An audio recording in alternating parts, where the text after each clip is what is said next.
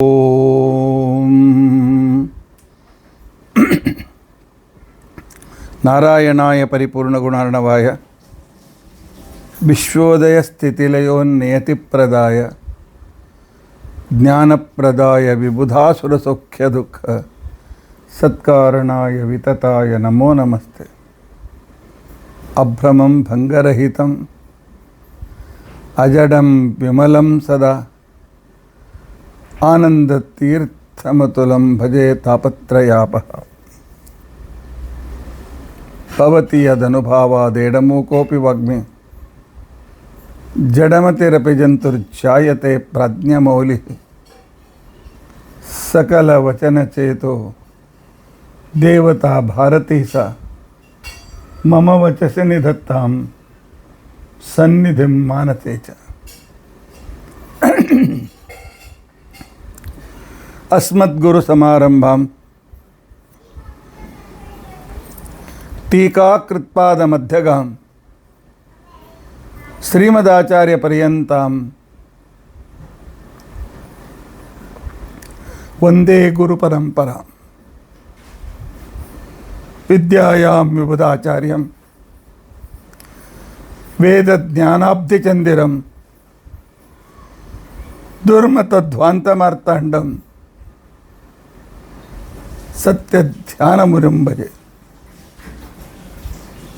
ಪಂಚಾಶದ್ವರ್ಷಪರ್ಯಂತಂ ಸತತಂ ರಾಮಪೂಜಕಃ Shri Satyapramoda ಗುರುರಾಟ್ ಭಾಸತಾಂ no ಹೃದಂಬರೆ. ಬಂಧುಸ್ತ್ವಂ ಗುರುರಿಷ್ಟದೈವತಮಿತಿ ತ್ವತ್ಪಾದಪಂಕೇರುಹಂ ಪ್ರಾಪ್ತಂ ಮಾಂ ಪರಿಪಾಲಯೇತಿ ಸತತಂ ಯಾಚೆ ನಿಬದ್ಧಾಂಜಲಿ.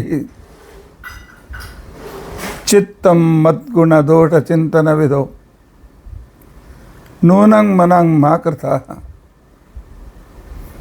ಶ್ರೀ ಸತ್ಯಾತ್ಮ ಗುರೋ ತ್ವದಂಘ್ರಿಯುಗಲಂ ಹಿತ್ವಾ ನಮೇ ಸದ್ಗತಿ.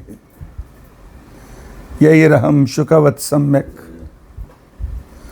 ಶಿಕ್ಷಿತೋಸ್ಮಿ ಕೃಪಾಲುಭಿಃ ತಾನ್ ವಂದೇ ಧೇನುಪಾಚಾರ್ಯಾನ್ ತತ್ವಜ್ಞಾನಾರ್ಥಸಿದ್ಧೈ. ಶ್ರೀ ಗುರುಭ್ಯೋ ನಮಃ. ಹರಿ ಓಂ ಹರಿ ಓಂ ಹರಿ ಓಂ.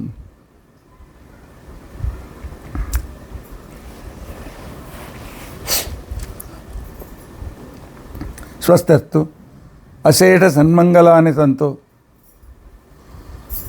ಶ್ಲೋಕೈಕಶ್ರವಣಪಠನ ಮಾತ್ರೇಣ ವಕ್ತುಶ್ಚ ಶ್ರೋತॄಣಾಂ ನಿಖಿಲ ಕಲಿಕೃತ ಕಲ್ಮಷಾಪ ನೋದನ ಪಟುತರೆ. ಅದ್ಯ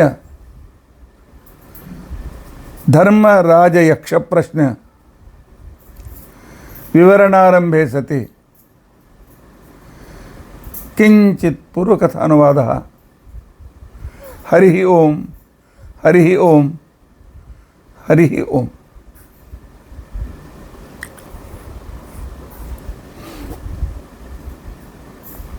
ಹರೇ ರಾಮ ಹರೇ ರಾಮ ರಾಮ ರಾಮ ಹರೇ ಹರೇ. ಹರೇ ಕೃಷ್ಣ ಹರೇ ಕೃಷ್ಣ ಕೃಷ್ಣ ಕೃಷ್ಣ ಹರೇ ಹರೇ. ಹರೇ ರಾಮ ರಾಮ ರಾಮ ಹರೇ ಹರೇ. ಹರೇ ಕೃಷ್ಣ ಕೃಷ್ಣ ಕೃಷ್ಣ ಹರೇ ಹರೇ.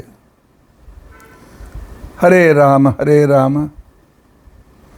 ರಾಮ ರಾಮ ಹರೇ ಹರೇ. ಹರೇ ಕೃಷ್ಣ ಕೃಷ್ಣ ಕೃಷ್ಣ ಹರೇ ಹರೇ. ಶ್ರೀ ಗುರುಭ್ಯೋ ನಮಃ. ಹರಿ ಓಂ ಹರಿ ಓಂ ಹರಿ ಓಂ.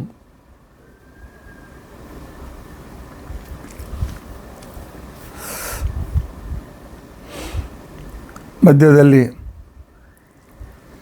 ಅಕ್ಷಯ ತೃತೀಯ ಹಾಗೂ ಪರಶುರಾಮ ಜಯಂತಿಯ ಬಗ್ಗೆ ಪ್ರವಚನ ಮಾಡ್ತಾ ಇರುವಾಗ ಯಕ್ಷಪ್ರಶ್ನೆಯ ಧರ್ಮರಾಜನ ಆಧ್ಯಾತ್ಮಿಕ ಚರಿತ್ರೆಯ ಮಧ್ಯದಲ್ಲಿ ಯಕ್ಷಪ್ರಶ್ನೆಯ ಸಂದರ್ಭ ಮಧ್ಯದಲ್ಲಿ ಉಳಿದು ಹೋಗಿತ್ತು. ಅದರ ಮುಂದಿನ ಭಾಗ ಇಲ್ಲಿದೆ. ಯಕ್ಷ ಪ್ರಶ್ನೆ ಅಂತ ತಿಳ್ಕೊಂಡಂತಂದರೆ ಯಕ್ಷನು ಮಾಡಿದ ಪ್ರಶ್ನೆಗಳಿಗೆ ಧರ್ಮರಾಜನ ಉತ್ತರ. ಭಾಳ ಅದ್ಭುತವಾಗಿರ್ತಕ್ಕಂಥ ಚಿಂತನಾ ಕ್ರಮ ಇದೆ.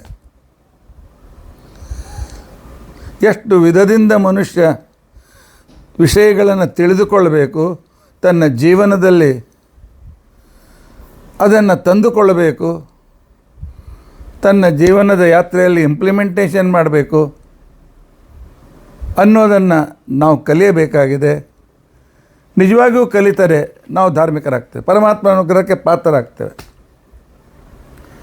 ಇವತ್ತಿನ ಪ್ರಶ್ನೆ, ಜೀವಿತ ಮನುಷ್ಯ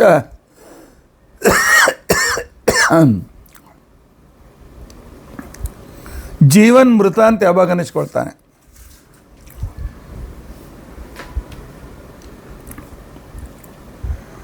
ಮೃತ ಕಥಂ ಸ್ಯಾತ್ ಪುರುಷ? ಧರ್ಮರಾಜನ ಉತ್ತರ, ಆಲಸಿಯಾದ ಒಬ್ಬ ಮನುಷ್ಯ ದರಿದ್ರನಾಗಿ ಬಡವನಾಗಿ ಇನ್ನೊಬ್ಬರಿಗೆ ಕೈ ಒಡ್ತಾನೆ, ಆಗ ಅವನು ಜೀವಿತ ಇದ್ದರೂ ಮೃತನಾದಂತೆ.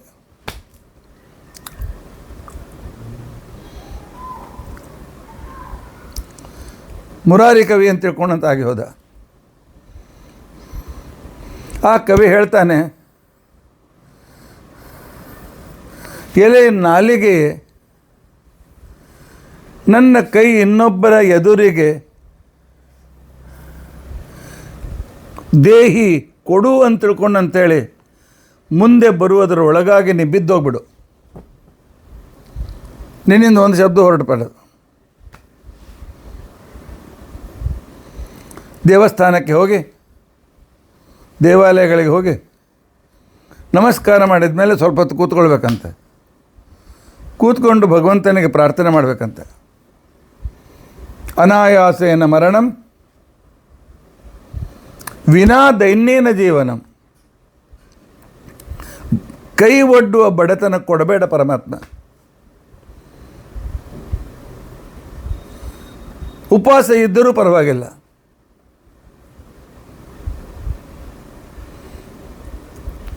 ನಮ್ಮಲ್ಲಿ ಮಾಘ ಅಂತನೂ ಕವಿಯಾಗಿ ಹೋಗ್ತಾನೆ. ಸಂಸ್ಕೃತ ಸಾಹಿತ್ಯದಲ್ಲಿ ಇದೊಂದು ದುರಂತ. ಮಾಘನಿಗೆ ದಾನ ಕೊಡುವ ಒಂದು ತರಹದ ಸ್ವಭಾವ. ತನಗೇನು ಬರ್ತಿತ್ತು ದಾನ ಕೊಟ್ಟು ಮನೆಗೆ ಬರ್ತಿದ್ದ. ದೊಡ್ಡ ಕವಿ, ರಾಜರು ಮನ್ನಣೆ ಮಾಡ್ತಾಯಿದ್ರು, ಬೇಕಾದ ಬಂಗಾರ ನಾಣ್ಯ ಕೊಡ್ತಾಯಿದ್ರು, ಶಾಲು ಶಕಲಾತಿ ಆಭರಣ ಕೊಡ್ತಾಯಿದ್ರು. ಅಲ್ಲಿಂದ ಅವನು ಮಾಘ ಹೊರಡ್ತಾ ಇದ್ದ, ಯಾರು ಕಾಣ್ತಾ ಇದ್ರು ಕೊಟ್ಟು ಮುಂದೆ ಹೋಗ್ತಾ ಇದ್ದ. ಹೀಗಾಗಿ ಮಾಘನ ದಾನಶೂರತೆ ಜಗತ್ ಪ್ರಸಿದ್ಧವಾಯಿತು.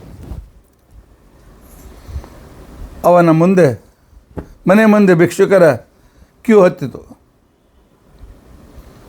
ಅಂಜಲಿಲ್ಲ ಮಾಘ.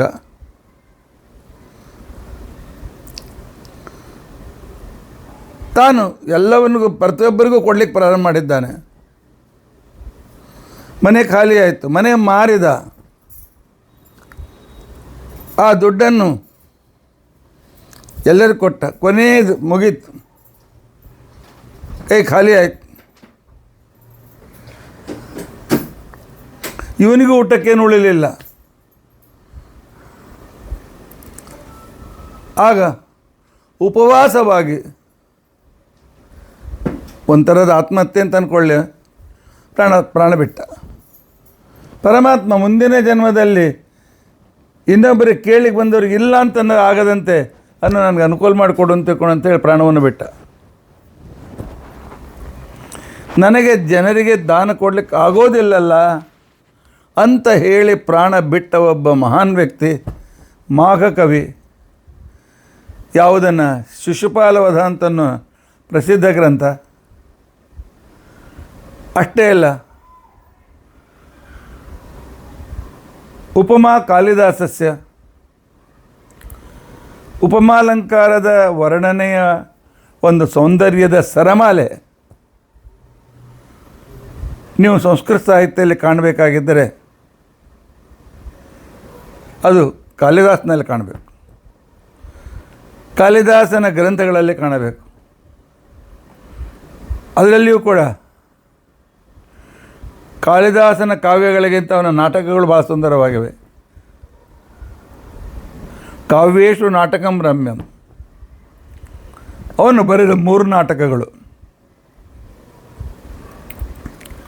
ಅಭಿಜ್ಞಾನ ಶಾಕುಂತಲ, ವಿಕ್ರಮೋರ್ವಶೀಯ, ಆ ನಂತರ ಇನ್ನೊಂದು ಯಾಕೋ ನೆನಪಿಗೆ ಬರ್ತಾಯಿಲ್ಲ ನನಗೆ, ವಯಸ್ಸಾಯ್ತು. ಉರ್ವಶೀಯ,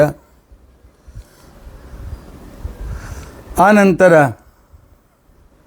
ಮಾಲವಿಕಾಗ್ನಿಮಿತ್ರ ಅಂತ ತಿಳ್ಕೊಂಡಂತೇಳಿ 3 ನಾಟಕಗಳು. ಅದರಲ್ಲಿ ಶಾಕುಂತಲ ಅತಿ ಶ್ರೇಷ್ಠ. ಕಾವ್ಯೇಶು ನಾಟಕಂ ರಮ್ಯಂ ತತ್ರ ರಮ್ಯಂ ಶಕುಂತಲ. ಶಕುಂತಲ ನಾಟಕ ಶ್ರೇಷ್ಠ. ತತ್ರಾಪಿ ಚ ಚತುರ್ಥೋಂಕ, ಅದರಲ್ಲಿಯೂ 4ನೇ ಅಂಕ ಬಹಳ ಶ್ರೇಷ್ಠವಾಗಿದೆ.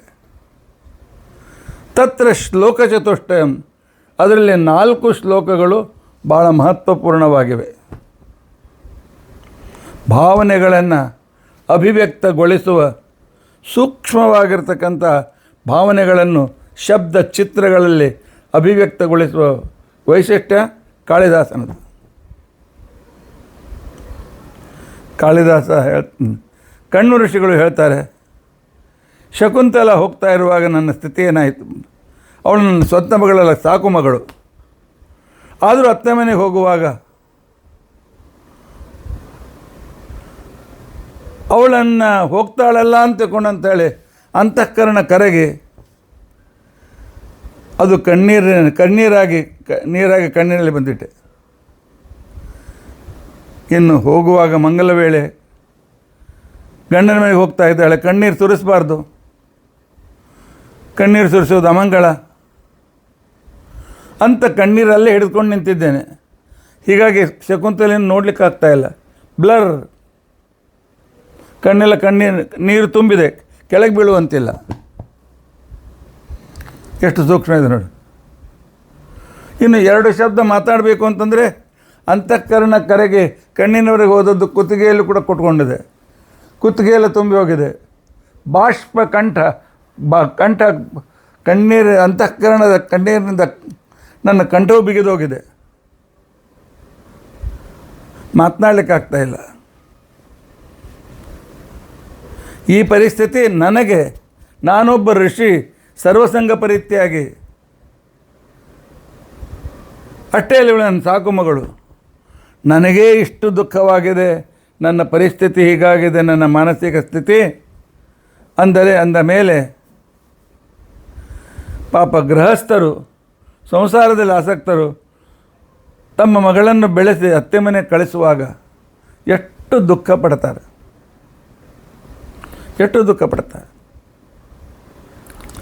ಕಾಳಿದಾಸ ಹೇಳ್ತಾನೆ, ಯಸ್ಯ ತ್ಯಜ್ಯ ಶಕುಂತಲೇತಿ ಸುದೃಶಂ.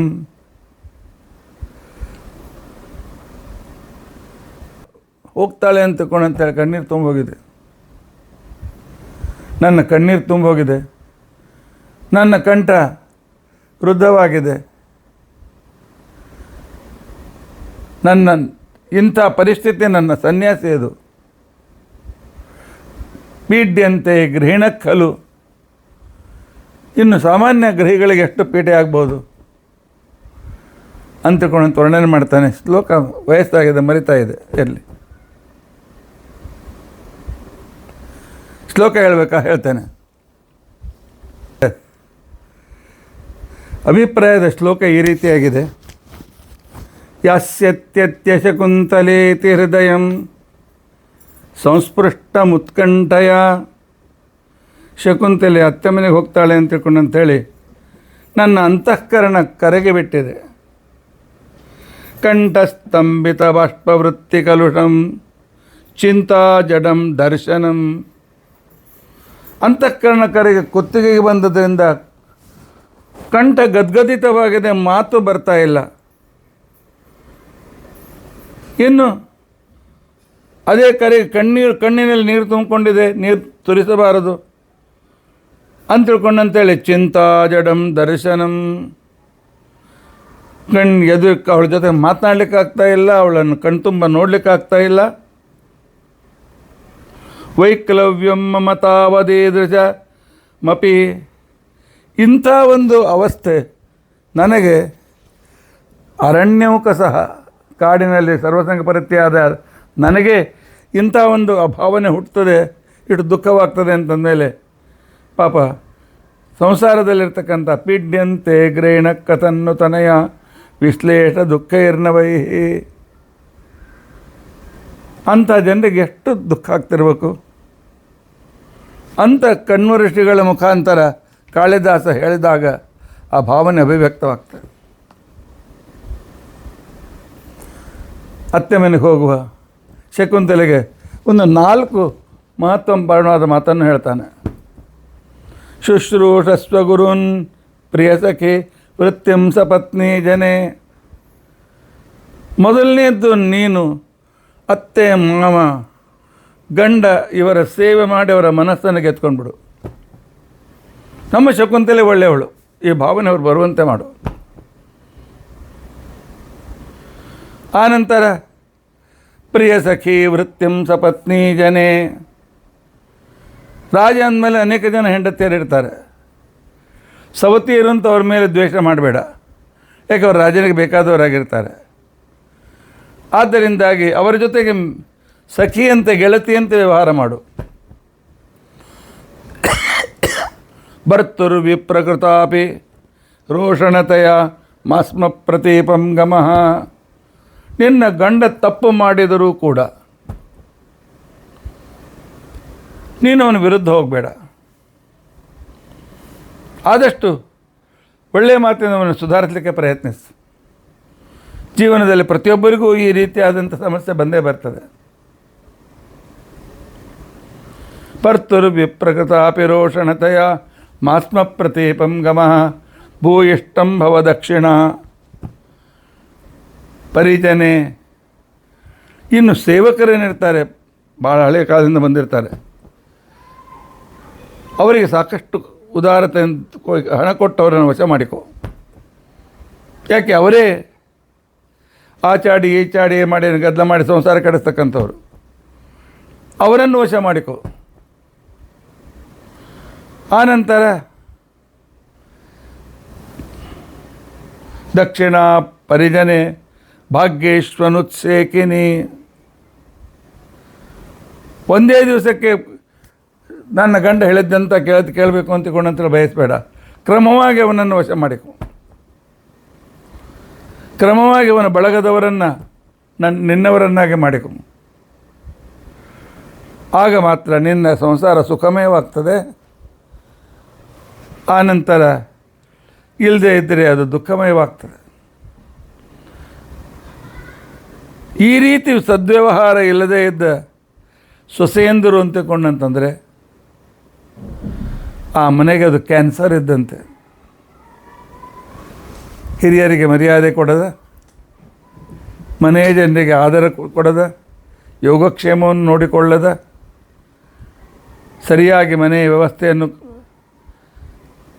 ಸರಿಯಾದ ವ್ಯವಸ್ಥೆಯನ್ನು ಕಾಯ್ದುಕೊಳ್ಳದ ಆ ಹೆಣ್ಣು ಮಕ್ಕಳು ಅತ್ತೆ ಮನೆಗೆ ಒಂದು ಕ್ಯಾನ್ಸರ್ನಂತೆ ಪೀಡಾದಾಯಕರಾಗ್ತಾರೆ. ಅಂತನ್ನೋ ಮಾತನ್ನು ಹೇಳ್ತಾರೆ. ಇಂಥ ಉಪಮಾದಲ್ಲಿ ಶ್ರೇಷ್ಠನಾದವನು ಕಾಳಿದಾಸ. ಇನ್ನು ಭಾರವಿ ಅಂತನೂ ಕವಿಯಾಗಿದ್ದಾನೆ. ಅರ್ಥಗೌರವ ಅವನೊಂದು ಶ್ಲೋಕದಲ್ಲಿ ಎಷ್ಟೋ ಅರ್ಥ ಅಡಕೊಂಡಿರ್ತದೆ. ಸಹಸಾ ವಿದಧೀತನ ಕ್ರಿಯಾಂ ಅವಿವೇಕ ಪರಮಾಪದಾಂ ಪದಂ ಪೃಣತೆ ವಿಮೃಶ್ಯಕಾರಿಣಂ ಗುಣಲುಬ್ಧ ಸ್ವಯಮೇವ ಸಂಪದ. ದಂಡಿನ ಪದಲಾಲಿತ್ಯಂ. ಸಂಸ್ಕೃತದಲ್ಲಿ ಕಾದಂಬರಿ ಬರೆದ ವ್ಯಕ್ತಿ ಬಾಣಭಟ್ಟ. ಅದರಲ್ಲಿ ದಂಡಿ ಅಂತ ತಿಳ್ಕೊಂಡಂತೇಳೋ ಕವಿ ಸುಲಭವಾಗಿ ಆರಾಮಾಗಿ ಆಡುವ ಮಾತಿನ ಸಂಸ್ಕೃತದಿಂದ ಉತ್ತಮವಾದಂಥ ಗದ್ಯ ಕಾವ್ಯವನ್ನು ಬರಿತಾನೆ ಅಂತ ವರ್ಣನೆ ಮಾಡಿ ಕೊನೆಗೆ ಮಾಘೆ ಸಂತಿ ತ್ರಯೋ ಗುಣ. ಮಾಘನಲ್ಲಿ 3 ಥರದ ಗುಣ ಇತ್ತು. ಅಂಥ ಮಾಘ ನನ್ನ ಮನೆಗೆ ಬಂದ ಅತಿಥಿಗಳಿಗೆ ಕೊಡಲಿಕ್ಕಾಗೋದಿಲ್ಲ ಅಂತ ತಿಳ್ಕೊಂಡಂತೇಳಿ ದುಃಖಪಟ್ಟು ಪ್ರಾಣ ಬಿಟ್ಟ. ಇಂಥವ್ರನ್ನ ನೋಡಿದ್ದೀರ ಎಲ್ಲಾದರೂ? ನನಗೆ ಇಲ್ಲಿ ಹೋಗ್ರೆ ಅಂತ ಬೈದು ಕಳಿಸೋರೇ ಜಾಸ್ತಿ. ಆದ್ದರಿಂದಾಗಿ ಧರ್ಮರಾಜ ಹೇಳ್ತಾನೆ, ಇನ್ನೊಬ್ಬರ ಎದುರಿಗೆ ಕೈ ಒಡ್ಡದಂತೆ ಮಾಡಪ್ಪ ಪರಮಾತ್ಮ, ನನ್ನನ್ನು ಪರಾಧೀನ ಮಾಡಬೇಡ. ಈಶಾವಾಸ್ಯ ಉಪನಿಷತ್ತು ಕೂಡ ಇದೇ ಹೇಳ್ತದೆ, ಕೇಳಿದರೆ ದೇವರಿಗೆ ಕೇಳಿ, ತೇನ ತ್ಯಕ್ತೇನ ಭುಂಜೀತ ಮಾಗೃಧ ಕಸ್ಯ ಸಿದ್ಧನಂ. ಪರಮಾತ್ಮ ನಿಮ್ಮ ದೈವನ ಅನುಸಾರವಾಗಿ, ನಿಮ್ಮ ಪುಣ್ಯ ಪಾಪಗಳಿಗೆ ಅನುಸಾರವಾಗಿ ಏನು ಸಂಪತ್ತಿ ಕೊಡ್ತಾನೆ ಅದರಲ್ಲಿ ತೃಪ್ತರಾಗಿರಿ. ಇದು ಪರಮಾತ್ಮನ ಇಚ್ಛೆ ಅಂತೇಳಿ ತಿಳಿದುಕೊಳ್ಳಿ. ಆದರೆ ಎಂದಿಗೂ ಬಡತನ, ಇನ್ನೊಬ್ಬರಿಗೆ ಕೈ ಚಾಚುವಿಕೆ, ಇದು ಜೀವಿತ ಇದ್ದ ವ್ಯಕ್ತಿಯು ಸತ್ತಂತೆ, ಮೃತರಾದಂತೆ. ಇನ್ನೊಮ್ಮೆ ಕೇಳಿಗೆ ಬರೋಡೋಗು ಅಂತ ಅನ್ನಿಸ್ಕೊಂಡು ಅವತ್ತೇ ಸತ್ತೋದಂತೆ ಅವನು. ಅಷ್ಟೇ. ಎಂಥ ಅದ್ಭುತವಾದ ಸಂದೇಶ ಧರ್ಮರಾಜ ನಮಗೆ ಕೊಡ್ತಾ ಇದ್ದಾನೆ.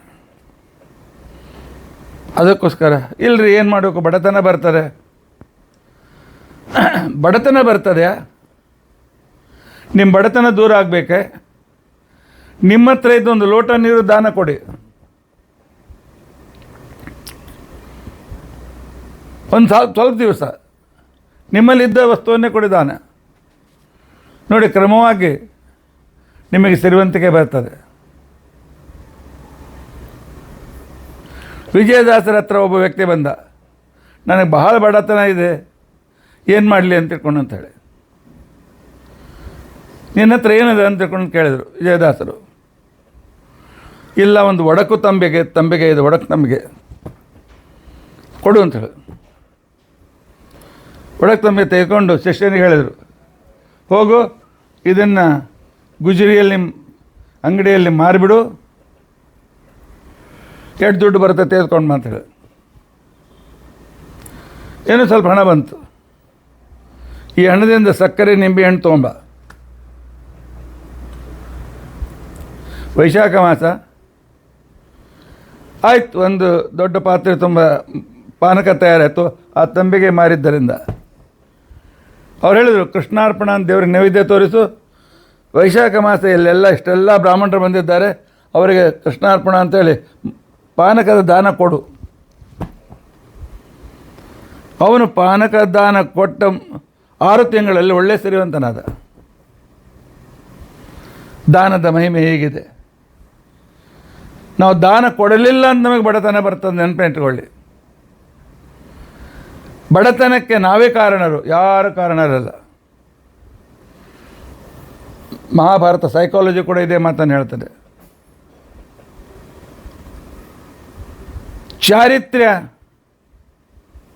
ಚಾರಿತ್ರ್ಯಂ ಮಾತೃದೋಷೇಣ.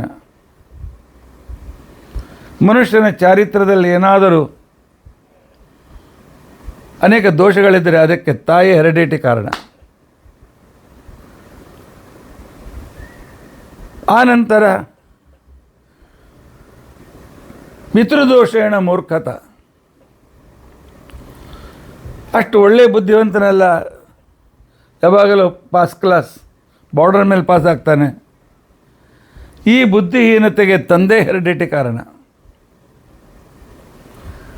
ದಾರಿದ್ರ್ಯಂ ಆತ್ಮದೋಷೇಣ, ಬಡತನ ನಿನ್ನ ಕರ್ಮಾನುಸಾರವಾಗಿ ಬಂದಿದೆ. ನಿಮ್ಮ ಅಪ್ಪನೂ ಕಾರಣ ಅಲ್ಲ, ನಿಮ್ಮ ಅಮ್ಮನೂ ಕಾರಣನಲ್ಲ. ಆದ್ದರಿಂದ ಬಡತನ ಇದು ಜೀವನ್ಮೃತತ್ವ ಅಂತ ಅನಿಸ್ಕೊಳ್ತದೆ. ಆದರೆ ಬಡತನ ದೂರ ಮಾಡಿಕೊಳ್ಳೋದಕ್ಕೋಸ್ಕರ ಮಾಡುವ ಉಪಾಯಗಳನ್ನು ತಪ್ಪದೇ ಮಾಡಬೇಕು. ಬೇಗನೆ ಸಿರಿವಂತಿಕೆ ಬರ್ತದೆ, ಏನೂ ಕಟ್ಟಾಗೋದಿಲ್ಲ. ಅದಕ್ಕೋಸ್ಕರವೇ ವಿಜಯದಾಸರು ನಿನ್ನ ಒಲುಮೆಯಿಂದ ನಿಖಿಲ ಜನರು ಬಂದು ಮನ್ನಿಸುವರು ಮಹಾರಾಯ ಅಂತ ಕೇಳ್ತಾರೆ. ನೀನು ಅನುಗ್ರಹಪ್ಪ. ಒಂದು ವೇಳಕ್ಕೆ ನನಗೆ ಒಂದು ತೀರ್ಥ ಸೌಟಿನಷ್ಟು ಗಂಜಿ ಸಿಗಲಿಲ್ಲ, ಆದರೆ ನಿನ್ನ ಅನುಗ್ರಹ ಆಯಿತು, ಸಂಪತ್ತು ಬಂತು. ಯಕ್ಷಣೆ ಎರಡನೇ ಪ್ರಶ್ನೆ. ಸಂಖ್ಯೆಯಲ್ಲಿ ಎಷ್ಟನೇ ಇದೆ ನೋಡಿ, ಸಂಖ್ಯೆ ಹಾಕೋಣ ನಂತರ. ಯಾವಾಗ ರಾಷ್ಟ್ರ ಮೃತ ಅಂತ ಅನಿಸ್ಕೊಂಡ್ಕೊಳ್ತದೆ, ಸತ್ತ ದೇಶ ಸತ್ತ ರಾಷ್ಟ್ರ ಅಂತ ಅನಿಸ್ಕೊಳ್ತಾರೆ. ಎಂಥ ಅದ್ಭುತ ಪ್ರಶ್ನೆ ಇದೆಯಲ್ಲ. ಅದಕ್ಕೆ ಯುಧಿಷ್ಠಿರ ಉತ್ತರ ಕೊಡ್ತಾನೆ, ಮೃತಂ ರಾಷ್ಟ್ರಂ ಅರಾಜಕಂ. ಯಾವ ರಾಷ್ಟ್ರದಲ್ಲಿ ಅನಾರ್ಚಿಸಮ್ ಇರ್ತದೆ, ಒಟ್ಟು ಅಲ್ಲ ಅದು ಸರಿ ಇಲ್ಲ, ಇದು ಸರಿ ಇಲ್ಲ, ಇದು ಸರಿ ಇಲ್ಲ ಅಂತ ತಿಳ್ಕೊಂಡಂತ ಹೇಳಿ, ಅಂದರೆ ಅನಾರ್ಚಿಸಮ್ ಅಥವಾ ಲಾಲೆಸ್ನೆಸ್, ಕಾನೂನು ಕಾಯ್ದೆ ಇರತಕ್ಕಂಥ ಸ್ಥಿತಿ ಅಥವಾ ಕಿಯಾಸ್. ಯಾವಾಗ ರಾಷ್ಟ್ರದಲ್ಲಿ ಒಂದು ಥರದ ಅನಾರ್ಚಿಸಮ್ ಬೆಳೀತಾರೆ, ಆ ರಾಷ್ಟ್ರ ಸತ್ತು ಹೋಗ್ತದೆ. ಯಾವಾಗಲೂ ನಮ್ಮಲ್ಲಿ ಈ ಅರಾಜಕತೆಯನ್ನು ಬೆಳೆಸೋದಕ್ಕೋಸ್ಕರ ನಮ್ಮ ವಿರೋಧ ಪಾರ್ಟಿಗಳು ಕೂಡ ಎಷ್ಟೋ ಸಲ ಕಾರಣರಾಗ್ತಾರೆ. ಲೋಕಸಭಾದಲ್ಲಿ ನೋಡಿದ್ದೀರಲ್ಲ, ತಮ್ಮವರು ಮಾತನಾಡುವಾಗ ಸುಮ್ಮನೆ ಇರ್ತಾರೆ, ಇನ್ನೊಬ್ಬರು ಮಾತನಾಡುವಾಗ ಪೂರ್ತಿ ಒದರ್ತಾನೆ ಇರ್ತಾರೆ. ಮುರ್ದಾಬಾದ್ ಜಿಂದಾಬಾದ್. ಏನು ಲೋಕಸಭಾ ಅದೇನು ರೋಡ್ನಲ್ಲಿರ್ತಕ್ಕಂಥ ಒಂದು ಮೆರವಣಿಗೆ, ಅದೊಂದು ಅನೇಕ ಜನರ ಪ್ರತಿನಿಧಿಗಳ ರೂಪದಲ್ಲಿರ್ತಕ್ಕಂಥ ಪವಿತ್ರವಾದ ಸ್ಥಳ.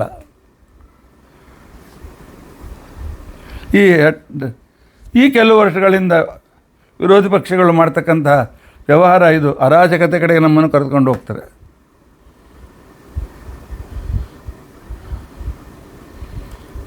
ಆನಂತರ ರಾಹುಲ್ ಗಾಂಧಿ ಆಗಲಿ, ಮಮತಾ ಆಗಲಿ, ಕೆಲವು ಸಮಾಜ ಪಾರ್ಟಿ ಆಗಲಿ, ಇವರಿಗೆ ಕಾನೂನಿನ ಭಯವೇ ಇಲ್ಲ. ಕಾನೂನು ಜಡ್ಜರ ಮೇಲೆ ಅವಿಶ್ವಾಸ ತೋರಿಸ್ತಾರೆ, ಎಲೆಕ್ಷನ್ ಕಮಿಟಿ ಮೇಲೆ ಅವಿಶ್ವಾಸ ತೋರಿಸ್ತಾರೆ. ಆನಂತರ ರಾಜ್ಯಸಭೆಯಲ್ಲಿರ್ತಕ್ಕಂಥ ಅಧ್ಯಕ್ಷರ ವಿರುದ್ಧ ತೋರಿಸ್ತಾರೆ. ಇದಕ್ಕೆ ಅಂತಕೊಂಡಂತಾರೆ ಅನಾರ್ಚಿಸಮ್. ಕಾನೂನಿನ ಪ್ರಕಾರ ವ್ಯವಹಾರವನ್ನು ಮಾಡಬೇಕು. ಎಂದಾದರೂ ಲೋಕಸಭೆಯ ಕಾನೂನಿನ ಪ್ರಕಾರ ರಾಹುಲ್ ಗಾಂಧಿ ಮಾತನಾಡಿದ್ದನ್ನು ನೋಡಿದ್ದೀರಾ? ಅವತ್ತೇ ಧರ್ಮರಾಜ ಹೇಳ್ತಾನೆ, ಎಲ್ಲಿ ಅರಾಜಕತೆ ಪ್ರಾರಂಭವಾಗ್ತದೆ, ಅರಾಜಕತೆಗೆ ಕಾರಣ Naxalism. Modi government zero tolerance Naxalism ನಾಶ ಮಾಡಿಸಿದೆ. ಅರ್ಬನ್ ನಕ್ಸಲಿಸಮ್ ಬೆಳೀತಾ ಇದೆ. ಸುಶಿಕ್ಷಿತ ನಕ್ಸಲೈಟ್ಸ್ ಅವರನ್ನು ನಾವು ದೂರ ಇರಬೇಕಾಗಿದೆ. ಯಾವಾಗಲೂ ನೆಗೆಟಿವನ್ನು ಹುಟ್ಟಿಸಿ ರಾಜ್ಯದಲ್ಲಿ ದೇಶದಲ್ಲಿ ಅವ್ಯವಸ್ಥೆಯನ್ನು ಉಂಟು ಮಾಡ್ತಾರೆ. ಎಂದು ರಾಷ್ಟ್ರದಲ್ಲಿ ಈ ರೀತಿಯ ಕಿಯಾಸ್ ಆಗ್ತದೆ, ಅವ್ಯವಸ್ಥೆ ಆಗ್ತದೆ, ಅಂದು ರಾಷ್ಟ್ರ ಸತ್ತು ಹೋಗಿದೆ ಅಂತ ತಿಳ್ಕೊಳ್ಳಿ. ಸುರಕ್ಷತೆ ಇಲ್ಲ ಅಂತ ತಿಳ್ಕೊಂಡಂತ ಅರ್ಥ. ಧರ್ಮರಾಜನ ಎಂಥ ಸಟೀಕ ಸರಿಯಾಗಿರ್ತಕ್ಕಂಥ ಉತ್ತರ ಇದೆ ನೋಡಿಕೊಳ್ಳಿ.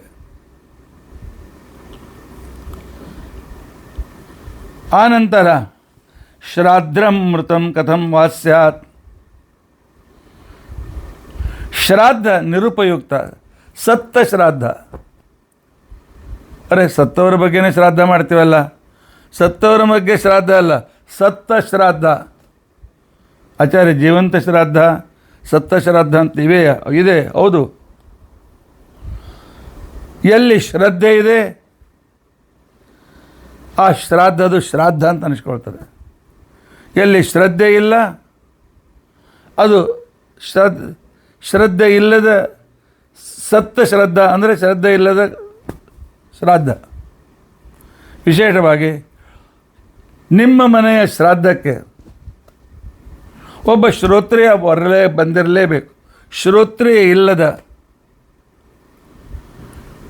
ಅಂಥ ಬ್ರಾಹ್ಮಣ ಇರದ ಅವನಿಲ್ಲದ ಮಾಡಿದ ಶ್ರಾದ್ದ ಅಂತಿಕೊಂಡಂತೇನಿದೆ ಅದು ಮೃತವಾದ ಶ್ರಾದ್ದ. ನನ್ನ ಮಾತಲ್ಲ, ಧರ್ಮರಾಜನ ಮಾತು. ಮೃತಂ ಅಶ್ರೋತ್ರಿಯಂ ಶ್ರಾದ್ದಂ. ಶ್ರೋತ್ರಿಯನಿಲ್ಲದ ಶ್ರಾದ್ದ. ಶ್ರೋತ್ರಿಯ ಯಾರು? ಬ್ರಾಹ್ಮಣನಾಗಿ ಹುಟ್ಟಿರಬೇಕು, ಸರಿಯಾದ ವಯಸ್ಸಿಗೆ ಉಪನಯನ ಆಗಿರಬೇಕು, ಆನಂತರ ಸರಿಯಾದ ಸಮಯದಲ್ಲಿ ವೇದಾಧ್ಯಯನ ಮಾಡಿರಬೇಕು. ಮೊನ್ನೆ ನಾ ಈ ಶ್ಲೋಕ ಹೇಳಿದ್ದೇನೆ. ಜನ್ಮನ ಬ್ರಾಹ್ಮಣೋಜ್ಞೇಯ ಸಂಸ್ಕಾರಾತ್ ದ್ವಿಜ ಉಚ್ಯತೆ.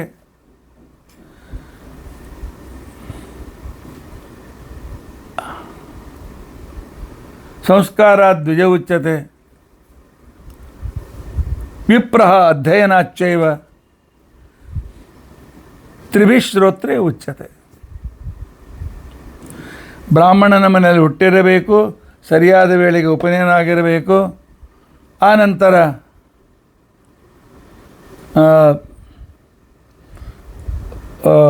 ವೇದಾಧ್ಯಯನ ಮಾಡಿರಬೇಕು.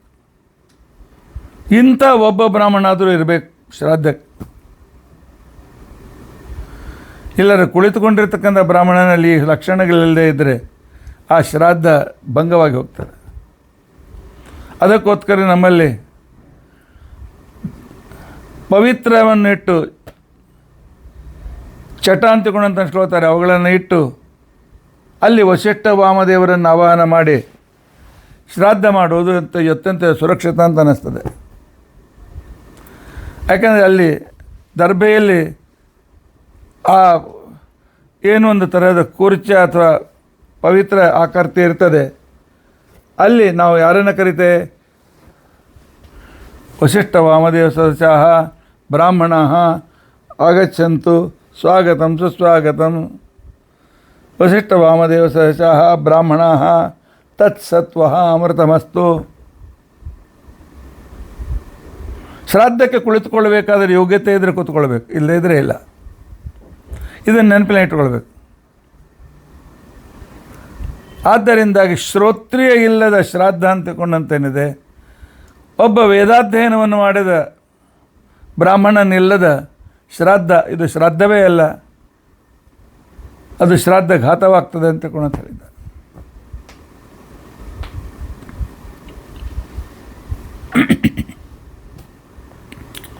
ಇನ್ನು ಯಾವ ಯಜ್ಞ ಮೃತ ಅಂತ ಅನ್ಸ್ಕೊಳ್ತದೆ, ಅದಕ್ಕೆ ಯುಧಿಷ್ಠಿರ ಉತ್ತರ ಕೊಡ್ತಾನೆ, ಯಜ್ಞಸ್ತು ಅದಕ್ಷಿಣಂ. ಬಹಳ ಅದ್ಭುತವಾದ ಮಾತಿದೆ. ದಕ್ಷಿಣೆಯನ್ನು ಸರಿಯಾಗಿ ಕೊಡದೇ ಇದ್ದರೆ ನೀವು ಮಾಡಿದ ಶ್ರಾದ್ದವಾಗಲಿ, ಪೂಜೆಯಾಗಲಿ, ಹೋಮವಾಗಲಿ, ಹವನವಾಗಲಿ ವ್ಯರ್ಥ. ಏನು ರೀ ಆಚಾರ್ಯ, ದಕ್ಷಿಣೆ ದಕ್ಷಿಣೆ ಅಂತೇಳಿ ಬಳಿದುಕೊಳ್ತೀರಿ? ನಾವು ನೋಡಿ ಹೋಟೆಲಿಗೆ ಹೋದರೆ ಊಟ ಮಾಡಿ ಅವ್ರು ಹೇಳಿದಷ್ಟು ಬಿಲ್ ಕೊಟ್ಟು ಬರಬೇಕು. ನಿಮಗೆ ಊಟಕ್ಕಾಗಿ ಮೇಲೆ ಹಣ ಕೊಡಬೇಕು. ಏನು ಹೊಟ್ಟೆ ತುಂಬ ಊಟ ಆಗ್ತಾ ಇರ್ತಿಲ್ಲ, ಮೇಲೆ ದಕ್ಷಿಣ ಯಾಕೆ ಕೊಡಬೇಕು? ದಕ್ಷಿಣ ಅಂತಿಕೊಂಡಂತೇನಿದೆ ಆ ಭೋಜನ ಯಜ್ಞದ ಅವಭೃತ ಸ್ನಾನ ಇದ್ದಂತೆ. ಯೋಗ್ಯ ದಕ್ಷಿಣೆ ಕೊಡದೇ ಇದ್ದರೆ ಆ ಕಾರ್ಯ ಅದು ನಿಷ್ಫಲ ಅಂತಕೊಂಡಂತ ಅನ್ಸ್ಕೊಳ್ತಾರೆ. ಭಾಳ ಜನರಿಗೆ ಗೊತ್ತಿಲ್ಲ. ಸಿರಿವಂತಿಕೆ ಇದೆ, ಹಿರಿಯರಿಂದ ಕೊಟ್ಟ ಸಂಸ್ಕಾರವೂ ಕೂಡ ಇದೆ. ಆದರೆ ನಮ್ಮಪ್ಪ ಶ್ರಾದ್ದ ಮಾಡಿ ಅವನು 2 ರೂಪಾಯಿ ಕೊಡ್ತಾ ಇದ್ದ. ನಾನು ಅಟ್ಟೆ ಕೊಡ್ತೇನೆ. ಹುಚ್ಚುತನ. ಇದು ಶಾಸ್ತ್ರಕ್ಕೆ ಗೊತ್ತಿತ್ತು.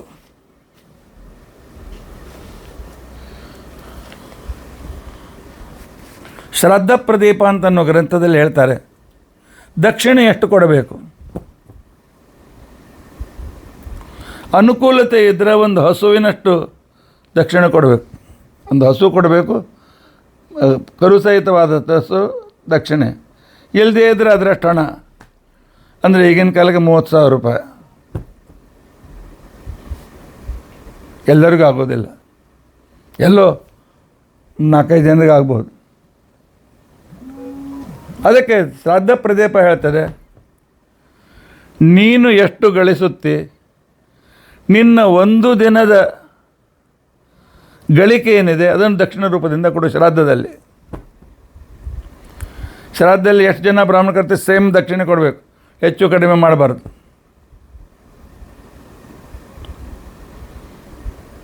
ಹಾಗಾದ್ರೆ ಎಷ್ಟು ದಕ್ಷಿಣೆ ಕೊಡಬೇಕು ಅಂತ ತಿಳ್ಕೊಂಡಂತಿದ್ರೆ, ನನಗೆ ತಿಂಗಳಿಗೆ 100 ರೂಪಾಯಿ ಸಂಬಳ ಇದ್ದರೆ ನಾನು 3 ರೂಪಾಯಿ ಬ್ರಾಹ್ಮಣರಿಗೆ ದಕ್ಷಿಣೆ ಕೊಡಬೇಕು. ನನಗೆ 1000 ರೂಪಾಯಿ ಸಂಬಳ ಇದ್ದರೆ ನಾನು 300 ರೂಪಾಯಿ ದಕ್ಷಿಣೆ ಬ್ರಾಹ್ಮಣರಿಗೆ ಕೊಡಬೇಕು. 10,000 ರೂಪಾಯಿ ದಕ್ಷಿಣೆ ಇದ್ದರೆ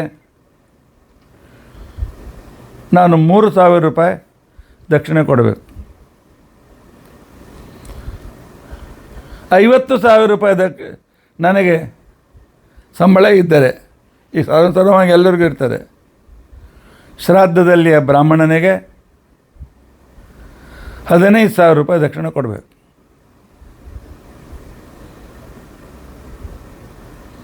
₹1,00,000 ರೂಪಾಯಿ ಸಂಬಳ ಇದ್ದರೆ ಬ್ರಾಹ್ಮಣನಿಗೆ 30,000 ರೂಪಾಯಿ ದಕ್ಷಿಣೆ ಕೊಡಬೇಕು. ಒಂದು ದಿನಕ್ಕೆ ನೀವು ಎಷ್ಟು ಗಳಿಸ್ತೀರಿ ಅಷ್ಟು. 30 ದಿನಕ್ಕೆ 1,000 ಇದ್ದರೆ 30,000 ರೂಪಾಯಿ ದಕ್ಷಿಣೆ ಇದ್ದರೆ 1,000 ರೂಪಾಯಿ ದಕ್ಷಿಣೆ ಕೊಡಿ.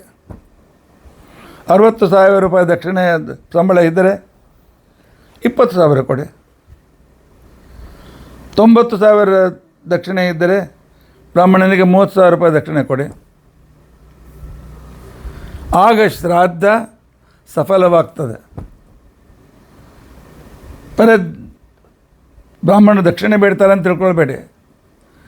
ನೀವು ಕೊಟ್ಟ ದಕ್ಷಿಣೆಯನ್ನು ಜೀರ್ಣಿಸಿಕೊಳ್ಳಬೇಕಾಗಿದ್ದರೆ ಅವರು ಜಪ ಮಾಡಬೇಕಾಗ್ತದೆ. ಇಲ್ಲದೆ ಅದನ್ನು ನಿಮ್ಮ ಪಾಪ ಅವರಿಗೆ ಹೋಗ್ತದೆ. ಅದಕ್ಕೋಸ್ಕರ ಧರ್ಮಶಾಸ್ತ್ರವನ್ನು ಬಲ್ಲ ವ್ಯಕ್ತಿಗೆ ಕೇಳಿ, ಆಚಾರ್ಯರೇ ನಮ್ಮ ಮನೆಯಲ್ಲಿ ಇಂಥ ಒಂದು ಕಾರ್ಯಕ್ರಮ ಇದೆ, ನಾವು ಎಷ್ಟು ದಕ್ಷಿಣೆ ಕೊಡಬೇಕು. ನಮ್ಮ ಶಾಸ್ತ್ರದಲ್ಲಿ ಹೇಳಿದೆ ಯಾವ ಕಾಲಕ್ಕೆ ಎದಕ್ಕೆ ಎಷ್ಟು ದಕ್ಷಿಣೆ ಕೊಡಬೇಕು ಅಂತ ತಿಳ್ಕೊಂಡಂತೇಳಿ ಶಾಸ್ತ್ರ ಹೇಳ್ತಾರೆ. ಇವತ್ತು ಮದುವೆ ಮಾಡಿಸಿದ ಒಬ್ಬ ಬ್ರಾಹ್ಮಣನಿಗೆ, ಪುರೋಹಿತನಿಗೆ ಒಂದು ಹಸು ಮತ್ತು ಕರು, ಸಾದಾ ನಮ್ಮ ದೇಶೀಯ ಹಸು ಅಂತ ತಿಳ್ಕೊಂಡು ಹಳ್ಳಿಗಳಲ್ಲಿ ಬೆಳೆದ ಹಸುಗಳು,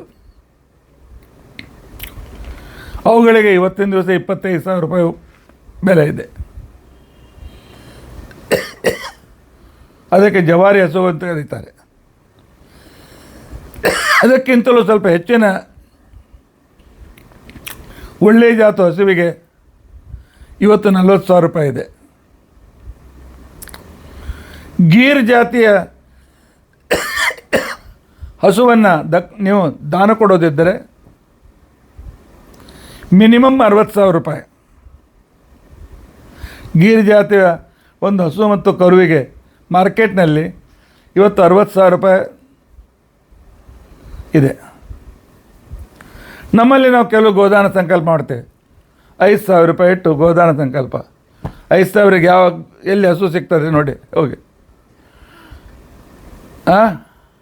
5,000ಗೆ ನಿಮಗೆ ಬೆಳ್ಳಿಯ ಹಸು ಕೂಡ ದೊಡ್ಡ ಚೆನ್ನಾದ ಹಸು ಸಿಗೋದಿಲ್ಲ. ಇಲ್ಲ, ಗೋದಾನ ಮಾಡಬೇಕು ಅಂತ ತಿಳ್ಕೊಂಡಂತಂದರೆ ಹೆಸರಿಗೆ ಅಲ್ಲ, ಕೂಡಿಸಿಟ್ಟಾದಮೇಲೆ ಮಾಡಿ. ಅವತ್ತಿನ ದಿವಸ ಮಾರ್ಕೆಟ್ನಲ್ಲಿ ಒಂದು ಹಸು ಮತ್ತು ಕರಿಗೆ ಏನು ಬೆಲೆ ಇದೆ ಅಷ್ಟು ಹಣ ಪ್ರತ್ಯಾಮ್ನಾಯವಾಗಿ ಇಲ್ಲ ಮಾರ್ಕೆಟ್ಗೆ ಹೋಗಿ ಒಳ್ಳೆಯ ಹಸುವನ್ನು ತೆಗೆದುಕೊಂಡು ಬಂದು ದಾನ ಕೊಡಿ. ಇಲ್ಲಪ್ಪ ನಿಮ್ಮ ಕೊಡ್ತಕ್ಕಂಥ ಎಲ್ಲ ಹಸುವನ್ನು ನಾವು ಇಟ್ಕೊಳ್ಳಿಕ್ಕೆ ನಮ್ಮ ಹತ್ರ ಸ್ಥಳ ಇಲ್ಲ ಅಂತ ತಿಳ್ಕೊಂಡಂತಂದರೆ ತತ್ಪ್ರತ್ಯಾಮ್ನಾಯ ಒಂದು ಹಸು ಕರುವಿಗಾಗುವಷ್ಟು ಹಣ ಕೊಟ್ಟು ಅವರಲ್ಲಿದ್ದ ಹಸುವನ್ನೇ ತೆಗೆದುಕೊಂಡು ಅವರಿಗೆ ದಾನ ಕೊಡಿ. ಅವರು ಅದರ ರಕ್ಷಣೆಗೆ ಮೇವು, ಹುಲ್ಲು, ಹಸುವಿನ ದಕ್ಷಿಣೆ ದಾನ ತೆಗೆದುಕೊಳ್ಬೇಕಾಗಿದ್ದರೆ ನಿನ್ನಲ್ಲಿ ಯೋಗ್ಯತೆ ಇದ್ದರೆ ತೆಗೆದುಕೊ ಅಂತ ತಿಳ್ಕೊಂಡಂಥ ಶಾಸ್ತ್ರ ಹೇಳ್ತಾರೆ. ಯಾಕೆ ನಾಳೆ ಅದಕ್ಕೆ ಹೊಟ್ಟೆಗೆ ಆಗಬೇಕಾಗ್ತದೆ. ನಿಮಗೆ ತಮಾಷೆಗೆ ಹೇಳ್ತೇನೆ, ನಮ್ಮ ಗುರುಕುಲದಲ್ಲಿ ಗೋಶಾಲೆ ಇದೆ. ಇವತ್ತು 7 ಹಸುಗಳು 3 ಕರುಗಳಿವೆ.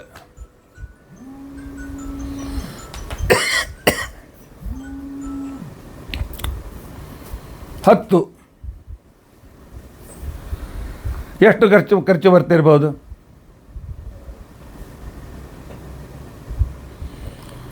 ಒಂದು ಹಸುವಿಗೆ ಒಂದು ದಿನಕ್ಕೆ 500 ರೂಪಾಯಿ. ಅದರ ಆಹಾರ, ಅದರ ಇದು. ಇವತ್ತು ನನಗೆ ಪ್ರತಿ ತಿಂಗಳು 50,000ರಿಂದ 60,000 ರೂಪಾಯಿ ಖರ್ಚು ಬರ್ತದೆ ಹಸುವಿಗೋಸ್ಕರ. ಸ್ಥಳ ನಮ್ಮದೇ ಇದೆ, ಬಾಡಿಗೆ ಇಲ್ಲ. ಆದರೆ ಅದನ್ನು ನೋಡಿಕೊಳ್ತಕ್ಕಂಥ ಸ್ವಚ್ಛ ಮಾಡಬೇಕು, ಇತ್ಯಾದಿ ಮಾಡಬೇಕು. ಅವನಿಗೆ ನಾವು ಇವತ್ತು 12,000 ರೂಪಾಯಿ ಸಂಬಳ ಕೊಡ್ತೇವೆ. ಆ ನಂತರ ಹಸುವಿಗೆ ಹೊಟ್ಟು ಬೇಕು. ಬೇಳೆಗಳ ಹೊಟ್ಟು, ಜೋಳದ ಹೊಟ್ಟು ಅಥವಾ ಗೋಧಿಯ ಹೊಟ್ಟು, ಅಂದರೆ ತೆಗೆದ ಮೇಲೆ ಧಾನ್ಯ ಬೀಸಿ ಪಾಲಿಶ್ ಮಾಡಿ ತೆಗೆದ ಮೇಲೆ ಅದರ ನುಚ್ಚು ಏನಿರ್ತದೆ ಅದನ್ನು ನೀರಿನಲ್ಲಿ ನೆನೆಸಿ ಹಸುವಿಗೆ ಕೊಡ್ತೇವೆ. ಆಮೇಲೆ ಎಣ್ಣೆ ತೆಗೆದ ನಂತರ ಶೇಂಗಾ ಅಥವಾ ಕಡಲೆ ಬೀಜ, ಕುಸುಬಿ, ಸೋಯಾಬೀನ್ ಇವುಗಳನ್ನು ಎಣ್ಣೆ ತೆಗೆದ ಮೇಲೆ ಏನು ಉಳಿದಿರ್ತದೆ ಅದಕ್ಕೆ ಹಿಂಡಿ ಅಂತ ಕರೀತಾರೆ. ಅದನ್ನು ನಾವು ತರಬೇಕಾಗ್ತದೆ. ಆ ನಂತರ ನುಚ್ಚು ತರಬೇಕಾಗ್ತದೆ. ನುಚ್ಚಿಗೆ ಚುನ್ನಿ ಅಂತ ಕರೀತಾರೆ. ಆ ನಂತರ ಹಿಂಡಿಗೆ ಖುರಾಕ್ ಅಂತ ಕರೀತಾರೆ, ಹಿಂಡಿಗೆ ಪೇಂಡ ಅಂತ ಕರೀತಾರೆ, ಪೇಂಡ್ ಅಂತ ಕರೀತಾರೆ. ಆ ನಂತರ ಹೊಟ್ಟಿಗೆ ಬೂಸ ಅಂತ ಕರೀತಾರೆ. ಇದರ ಜೊತೆಯಲ್ಲಿ ಹುಲ್ಲು ತೆಗೆದುಕೊಳ್ಬೇಕು. ನಮ್ಮಲ್ಲಿರುವ 10 ಹಸುವಿಗೆ ತಿಂಗಳಿಗೆ ನುಚ್ಚು, ಹೊಟ್ಟು, ಆನಂತರ ಹಿಂಡಿ ಇವುಗಳಿಗೆ 12,000 ರೂಪಾಯಿ ಖರ್ಚು ಬರ್ತದೆ. 12ರಿಂದ 14,000 ರೂಪಾಯಿ ಖರ್ಚು ಬರ್ತದೆ. ಅವನು ಒಂದು ಸಲ ತಂದು ಹಾಕ್ತಾನೆ 8,500 ರೂಪಾಯಿ. ಅದು 15 ದಿವಸದಿಂದ 20 ದಿವಸ ಬರ್ತದೆ.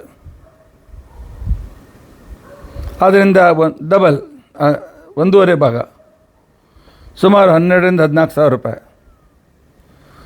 ಆನಂತರ ಹುಲ್ಲು ಗುಜರಾತಿಂದ ಬರ್ತದೆ, ಅಕ್ಕಿ ಹುಲ್ಲು ಬರ್ತದೆ. ಹುಲ್ಲಿಗೆ ಒಂದು ಪೇಂಡಗೆ ಇವತ್ತು ಮೊದಲು 800 ಇತ್ತು, 1200 ಆಯಿತು. ಮೊನ್ನೆ ನಾವು 1800, 2,000 ರೂಪಾಯಿಗೆ ತೆಗೆದುಕೊಂಡಿದ್ದೇವೆ. ಅಂಥದ್ದು ತಿಂಗಳಿಗೆ 8 ಬೇಕು. 8 2 16,000 ರೂಪಾಯಿ. ಕೆಲವು ಸಲ ಹೆಚ್ಚು ಬೇಕಾಗ್ತದೆ. ಲೆಕ್ಕ ಹಾಕಿ 16,000 12,000 ಎಷ್ಟಾಯಿತು? 28,000 ಆಯಿತು.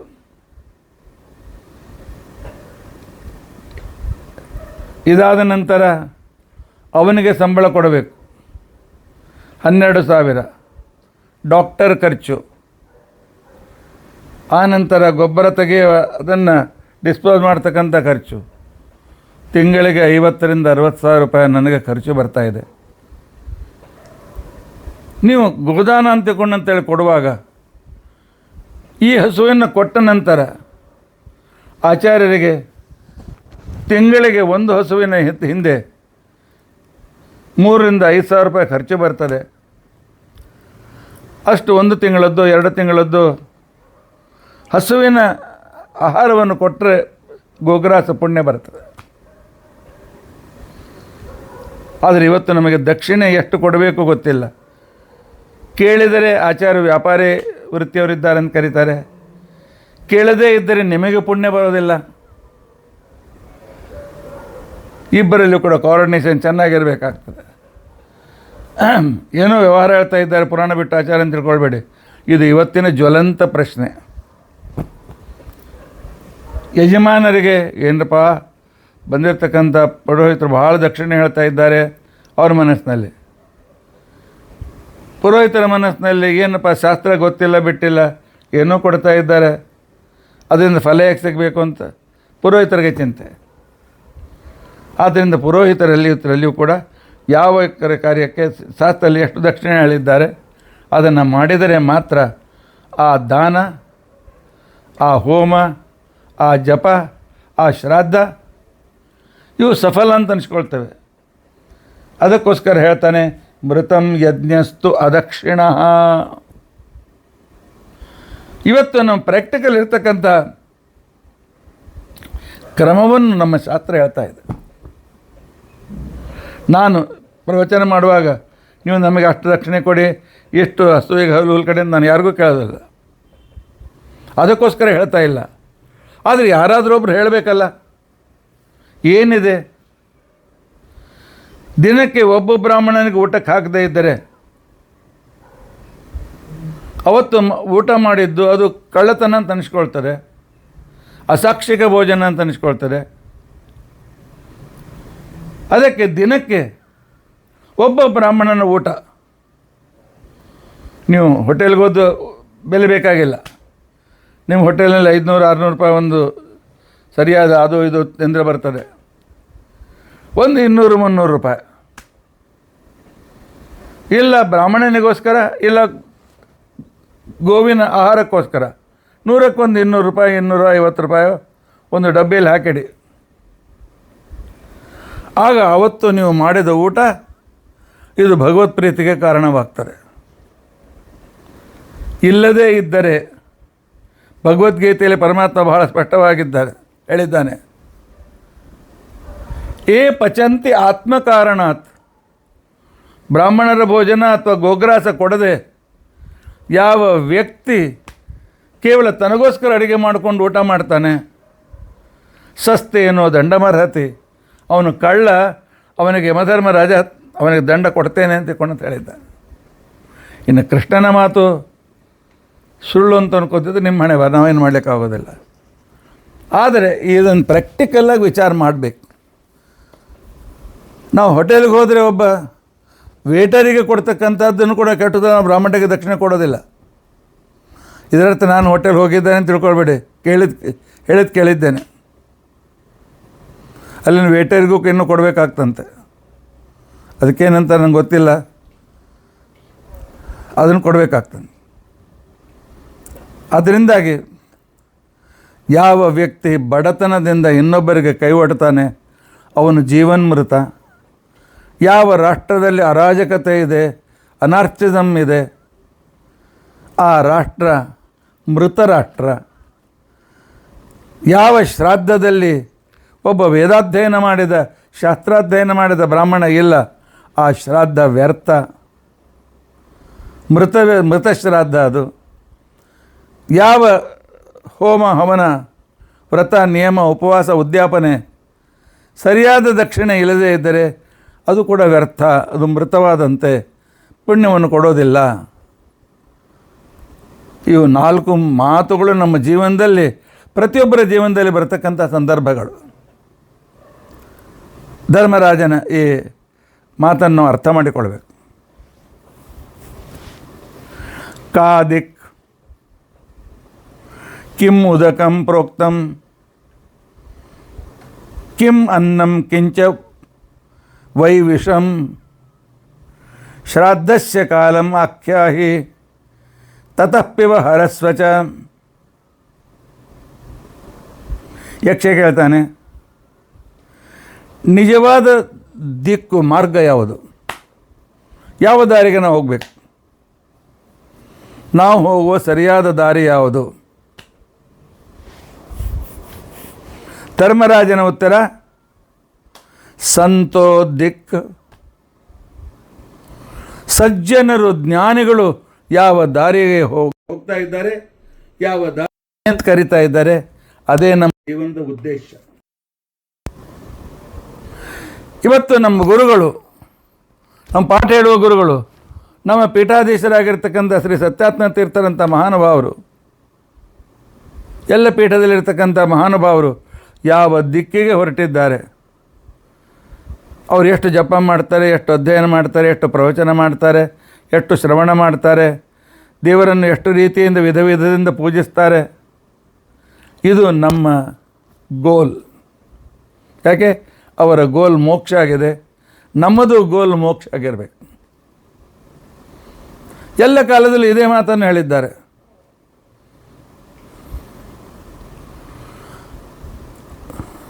ವಿದ್ಯಾಪೀಠದಲ್ಲಿ 10-12 ವರ್ಷ ಅಭ್ಯಾಸ ಮಾಡಿ ಒಬ್ಬ ವ್ಯಕ್ತಿ ಯಾವಾಗ ಅಲ್ಲಿಯ ಪರೀಕ್ಷೆ ಮುಗಿಸಿ ಹೊರಗೆ ಹೋಗ್ತಾನೆ, ಅವನಿಗೆ ದೀಕ್ಷಾಂತ ಸಮಾರೋಹ ಅಂತೇಳಿ ಮಾಡ್ತಾರೆ. ದೀಕ್ಷಾಂತ ಸಮಾರೋಹ ಅಂದರೂ ಒಂದೇ, ಕಾನ್ವೊಕೇಶನ್ ಅಂತಂದ್ರೂ ಒಂದೇ. ಆಗ ಗುರುಗಳು ಅವನಿಗೆ ಕೆಲವು ಮಾತುಗಳನ್ನು ಹೇಳ್ತಾರೆ. ಕಾನ್ವೊಕೇಶನ್ ಲೆಕ್ಚರ್, ಸತ್ಯಂ ವದ ಧರ್ಮಂಚರ,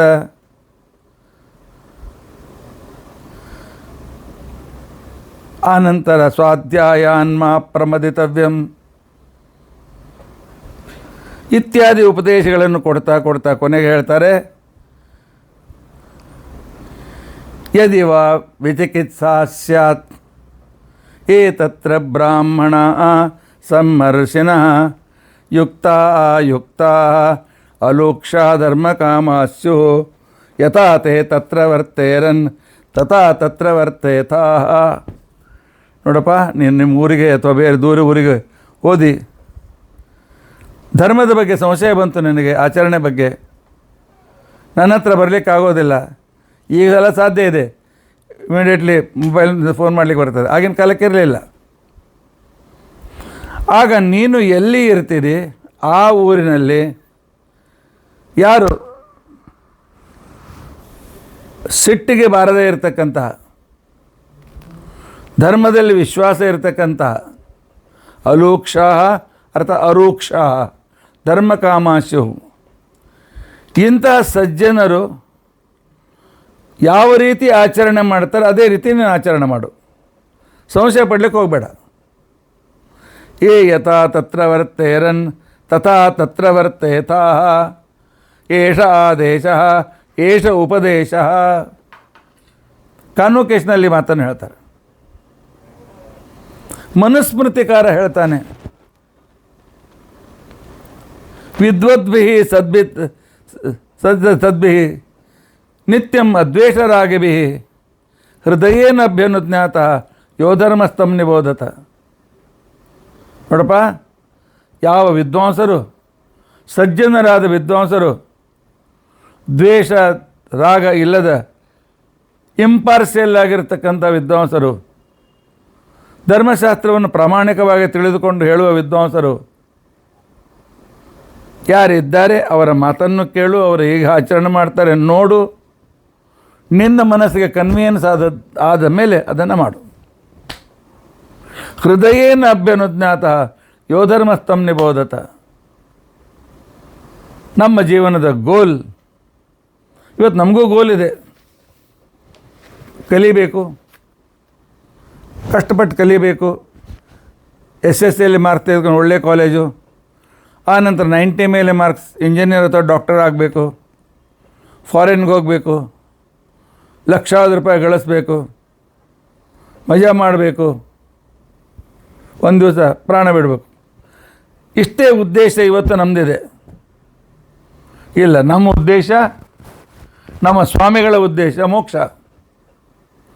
ನಮ್ಮ ಉದ್ದೇಶವು ಮೋಕ್ಷವಾಗಬೇಕು. ಇದೇ ದಿಕ್ಕು.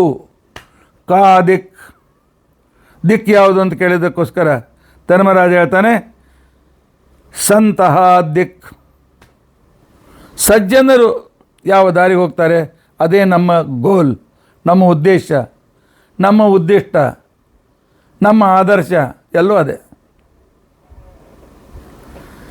ಕಿಂ ಉದಕಂ, ಯಾವುದು ನಿಜವಾದ ನೀರು? ನೀರು ಯಾವುದು ಗೊತ್ತೇ ಇಲ್ಲ. ನೀರಂತಿಕೊಂಡಂತಂದರೆ ನಮ್ಮನ್ನು ಜೀವಿತ ಇಡುವ ವಸ್ತು. ಯಾಕೆ ನೀರಿಗೆ ಜೀವನ ಅಂತ ಕರೆದಿದ್ದಾರೆ. ಇಲ್ಲಿ ಧರ್ಮರಾಜ ಕೊಟ್ಟ ಉತ್ತರ ಏನು ಅಂತಿಕೊಂಡಂತಂದರೆ, ಆಕಾಶಂ ಜಲಂ. ನಿನ್ನ ಉಪಜೀವನ ಸಾಧನ ಆಕಾಶ ಅಲ್ರಿ. ಹೊಲ ಇದೆ, ಬೆಳೆ ಇದೆ, ಅದನ್ನು ಹೇಳಬೇಕು. ಆದರೆ ಶಾಸ್ತ್ರ ಹೇಳ್ತದೆ ಮೊದಲು ಮಳೆ ಬೀಳಬೇಕಲ್ಲ. ಬೀಜ ಇದೆ, ಭೂಮಿ ಇದೆ, ಬೆಳೆ ಬೆಳೆಯೋದಿಲ್ಲ.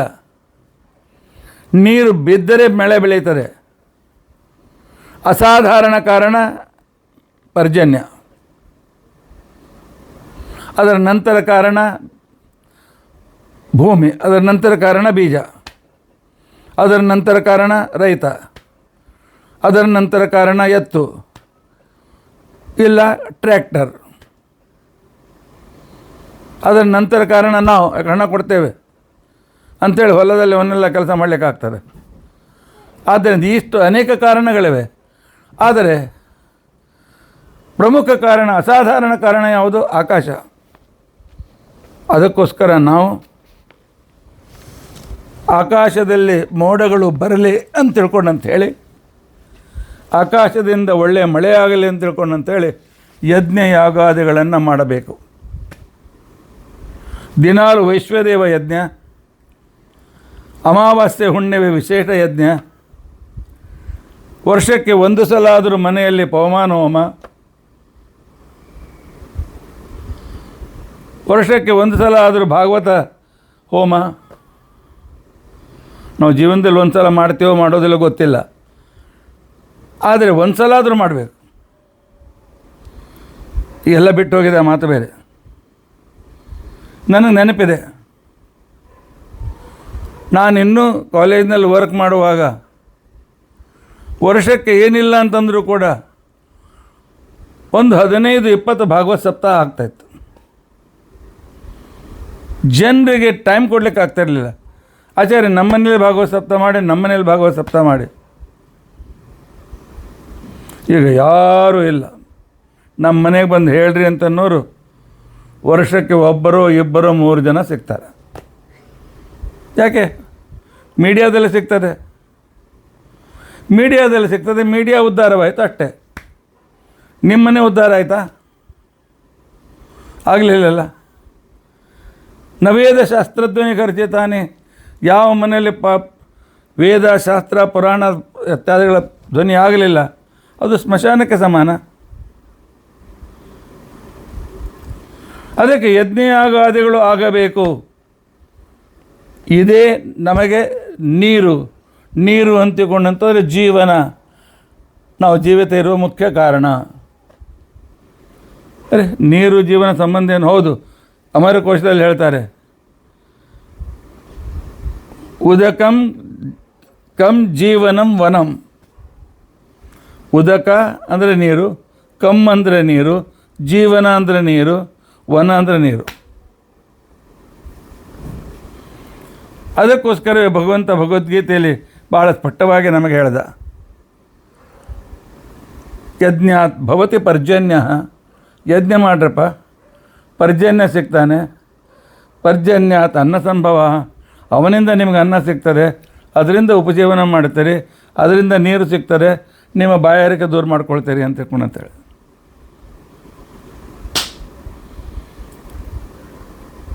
ಇಂತಹ ರೀತಿಯಾಗಿರ್ತಕ್ಕಂಥ ಪ್ರಶ್ನೆ ಉತ್ತರಗಳು. ಇನ್ನು ಅನ್ನ ಅಂದರೆ ಯಾವುದು, ವಿಷ ಅಂತಂದರೆ ಯಾವುದು, ಶ್ರಾದ್ದದ ಕಾಲ ಯಾವುದು ಅಂತನ್ನೋ ಪ್ರಶ್ನೆ ಇದೇ ಶ್ಲೋಕದಲ್ಲಿ ಕೇಳಿದ್ದಾರೆ.